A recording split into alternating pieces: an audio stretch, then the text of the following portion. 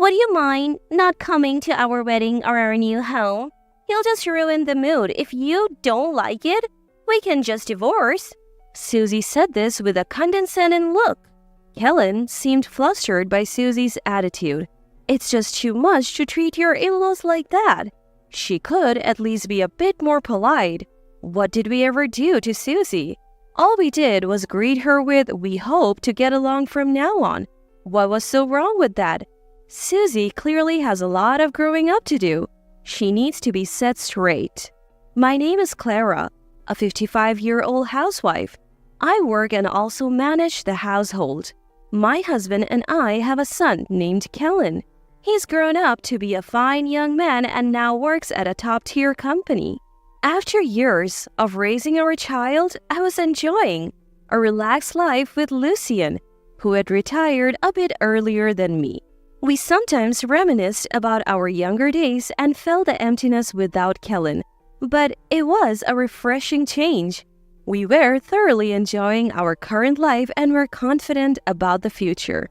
Then, some wonderful news came our way. Kellen had found someone he wanted to marry. She was a junior at his company and they had been dating for a few years. Our beloved son, whom we had raised with so much care, had found happiness. How could we not be overjoyed? He had already proposed and it seemed Susie had happily accepted. They wanted to formally introduce her to us. We were excited to meet the woman Kellen had chosen and even rearranged our plans and picked out nice outfits for the occasion. Surely, if Kellen chose her, she must be a wonderful person. She's probably sweet and very feminine. I was so excited to meet her that even my colleagues noticed, saying, "You seem to be in high spirits lately." Finally, the day of the introduction arrived. We waited in a private room at the designated restaurant when Kellen and a young, lovely woman walked in. She must be the woman he wants to marry. We began introducing ourselves. "Nice to meet you. I'm Susie. I've been dating Kellen." We introduced ourselves in return, nodding politely. The conversation flowed, discussing Kellen and Susie's past. Eventually, the topic shifted to work. "I would like to become a homemaker after we marry. I believe women should support their homes." "Oh, if you ever want to work, you should. I work too." "You work even though you're a mother-in-law?" Susie looked surprised and then displeased. Did I say something wrong? I think the idea that women should only be homemakers is outdated. Women can pursue careers now. Susie's face darkened even more. Kellen and Lucien both sensed the tension. What should I do? Was it wrong to express my opinion? I hesitated, and then Susie blurted out, "You must be so pitiful." "What?" I tilted my head, not understanding. Pitiful? Why would she say that? "Isn't it happier to be a homemaker, not having to work and just staying at home?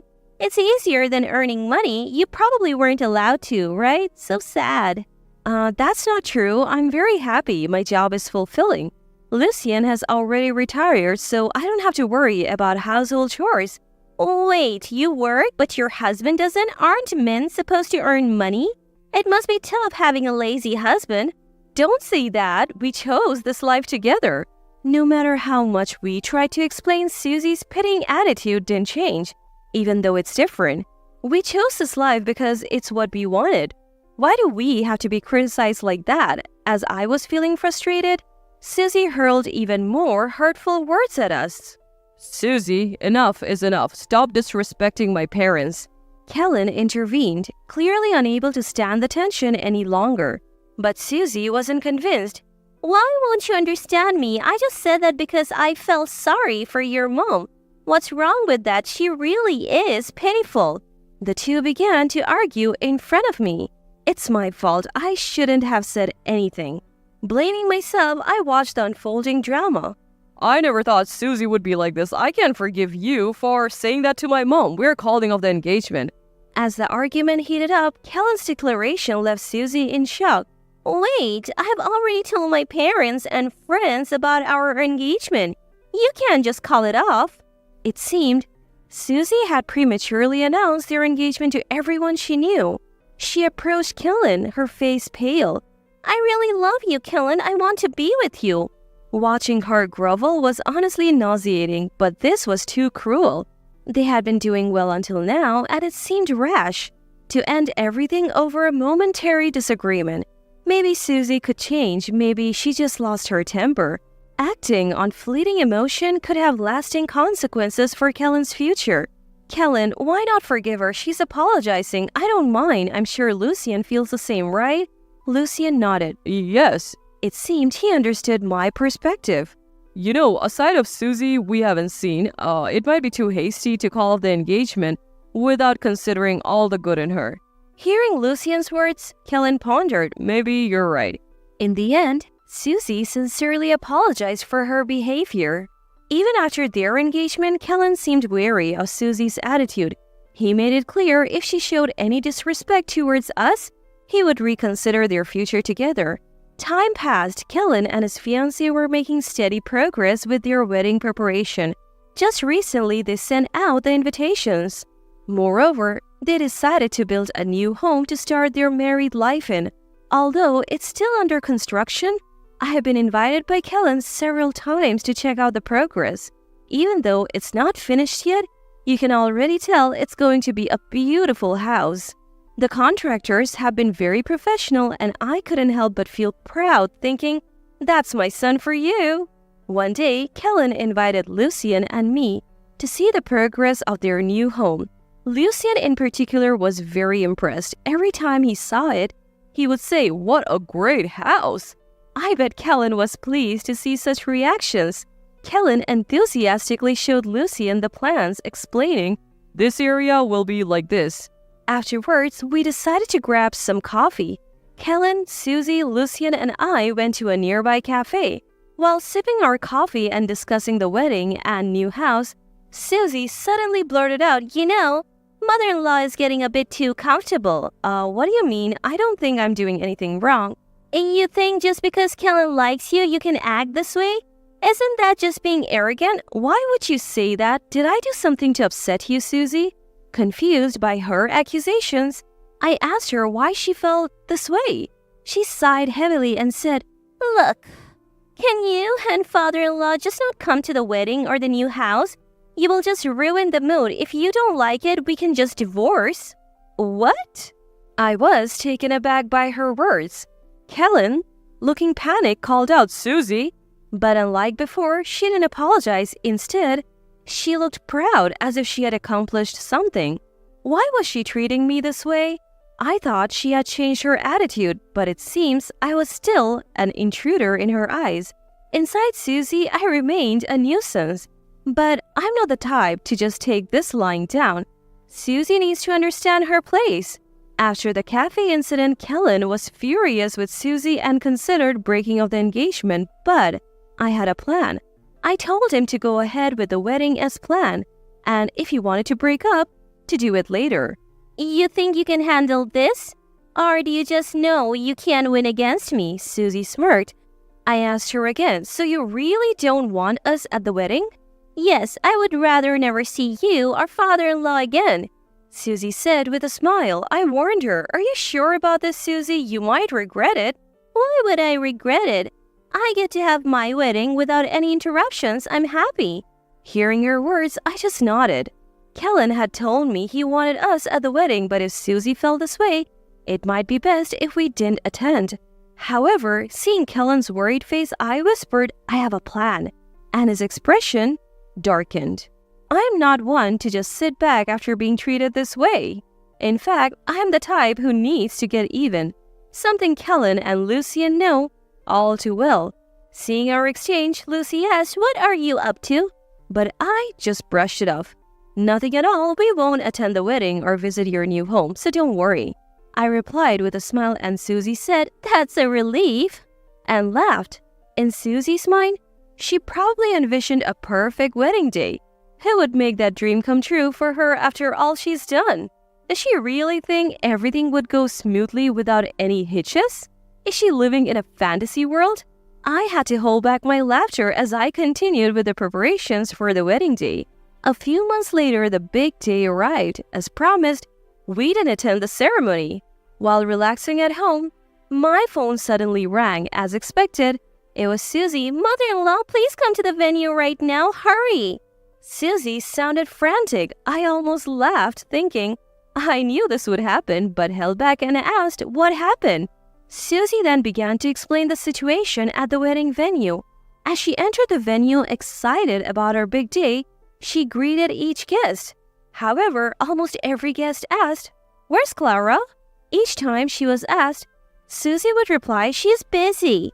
But every time she said that, the guests seemed disappointed, as if they were genuinely saddened by my absence. At first, Susie could handle it, but as more and more guests asked the same question, it became too much for her. Even her close friends asked, "Isn't Clara coming?" Reaching her breaking point, Susie shattered a wine glass on the floor and shouted, "Why is no one paying attention to me, the bride?" In her frustration, she even bad-mouthed me, saying, "What's so great about that old lady?" The atmosphere in the venue turned icy. Whispers began to circulate that Susie had intentionally not invited me.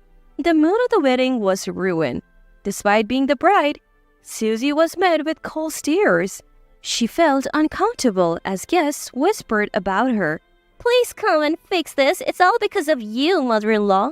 Susie's voice was filled with anger and blame. Who would want to go after being spoken to like that? If you're asking for a favor, shouldn't you ask nicely? Maybe apologize like you did before? Why should I do that for someone like you, mother-in-law? Hurry up. I'm about to change my dress. Do you want me to go back into that awful atmosphere? I'm the star today. She must have been really struggling with the mood at the venue. No matter what I said, all Susie could say was, "Come quickly." I couldn't help but chuckle at her desperation. Certainly being treated like an outcast on one's wedding day, a significant moment in life, must be tough. Feeling sorry for Susie, I promised to come to the venue. Relieved, Susie took a deep breath. Lucien and I dressed in our finest attire and headed to the venue mentioned in the invitation. I must admit, my son chose a wonderful place. The venue's interior was neither too lavish nor too simple, making it very comfortable. As we arrived in the waiting room, Susie approached saying, "You finally made it." Led by Susie into the hall, the moment the guests saw me, they flocked around. "It's Clara, the real deal." It's an honor to see you. "We thought we wouldn't see you today." Seeing the guests showering me with such admiration, Susie looked utterly bewildered. "Why is everyone fussing over mother-in-law? I'm the bride today." One of the guests offered some advice, leaving Susie in shock. There is a reason I am so adored. I am the CEO of a major global corporate group. While Susie seemed unaware, I have been interviewed on TV and in magazines multiple times, making me quite famous domestically. Most guests probably attended the wedding more in hopes of seeing me than celebrating Susie's big day. Unaware of this, Susie's derogatory comments about me in front of the guests were about to backfire. "That's not fair." Discovering my unexpected trump card, Susie collapsed in disbelief. Who's the real victim here? The wedding proceeded without further issue, but Kellen eventually broke off the engagement with Susie. Though Susie's attitude towards me changed, often calling me the best mother-in-law ever, it seemed she couldn't undo the discomfort she had caused. Susie was held responsible for the wedding expenses and the cost of the under-construction house. Rumors spread about Susie's terrible behavior towards me, leading her friends to distance themselves. Even her parents were outraged, making her home life unbearable.